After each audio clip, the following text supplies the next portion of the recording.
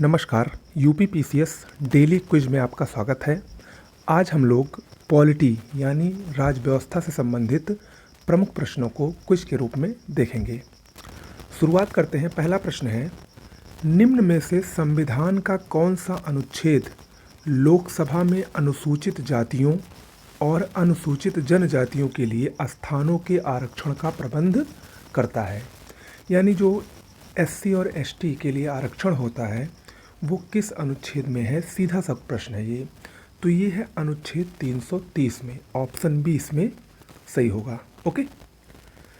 भारतीय संविधान के अनुच्छेद 330 में लोकसभा में अनुसूचित जातियों और अनुसूचित जनजातियों यानी एससी और एसटी के लिए स्थानों के आरक्षण का प्रावधान किया गया है, याद रखिएगा।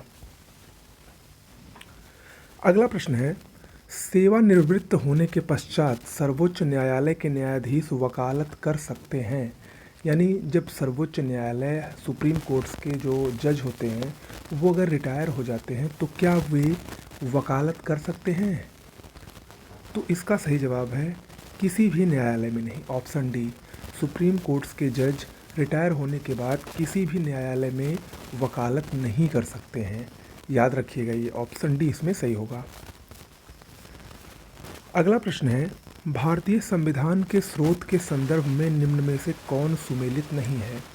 एक तरफ भारतीय संविधान के विभिन्न स्रोत के नाम दिए गए हैं और वो कहाँ से लिया गया है इसको बताया गया है। तो उद्देशिका संयुक्त राज्य अमेरिका से ली गई है, बिल्कुल सही है। प्रस्तावना की भाषा ये रूस से नहीं ली गई है, तो यानी यहाँ पर यही सही सुमेलित नहीं है। इसके अलावा अवशिष्ट शक्तियाँ कनाडा से और विधि का शासन ब्रिटेन से, ये भी सही है। तो यानी ऑप्शन बी इसमें नहीं सही है। इसकी व्याख्या देखते हैं।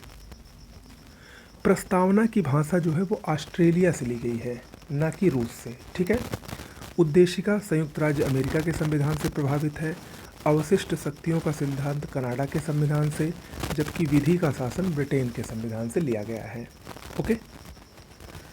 अगला प्रश्न, भारत के उपराष्ट्रपति का निर्वाचन एक निर्वाचक गण द्वारा किया जाता है जिसके सदस्य होते हैं। देखिए, भारत के उपराष्ट्रपति का निर्वाचन जो होता है उसमें कौन कौन होते हैं आपको बताना है। तो भारत के उपराष्ट्रपति और राष्ट्रपति के निर्वाचन में थोड़ा सा अंतर होता है।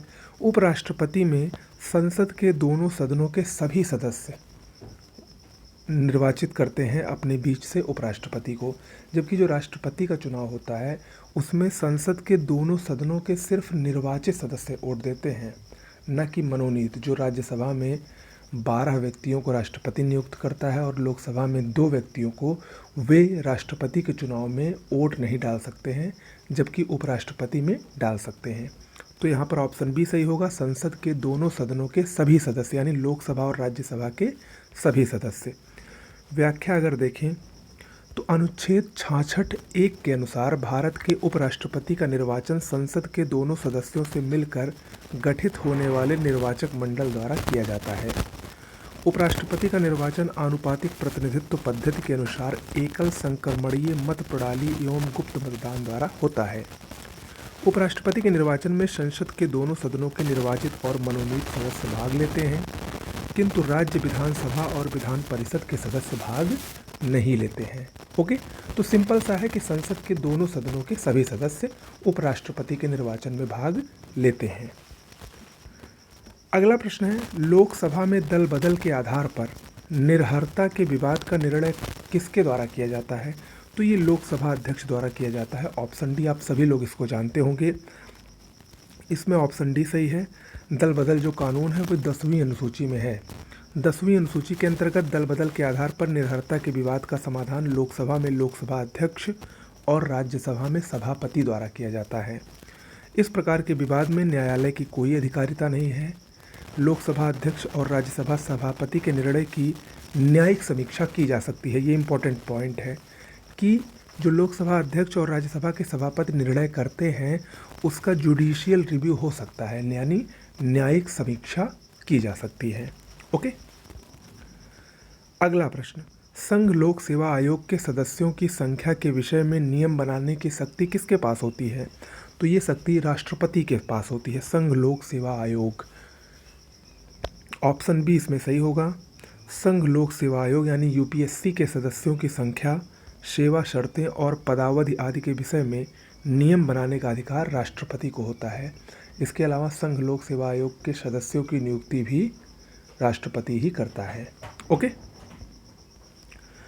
अगला प्रश्न, 1953 में न्यायमूर्ति फजल अली की अध्यक्षता में गठित राज्य पुनर्गठन आयोग के अन्य सदस्यों में कौन शामिल नहीं था? देखिए, 1953 में राज्य पुनर्गठन आयोग जो गठित हुआ था उसमें पट्टाभी सीतारमैया नहीं शामिल थे, जबकि के.एम. पनिक्कर और हृदयनाथ कुंजरू ये शामिल थे।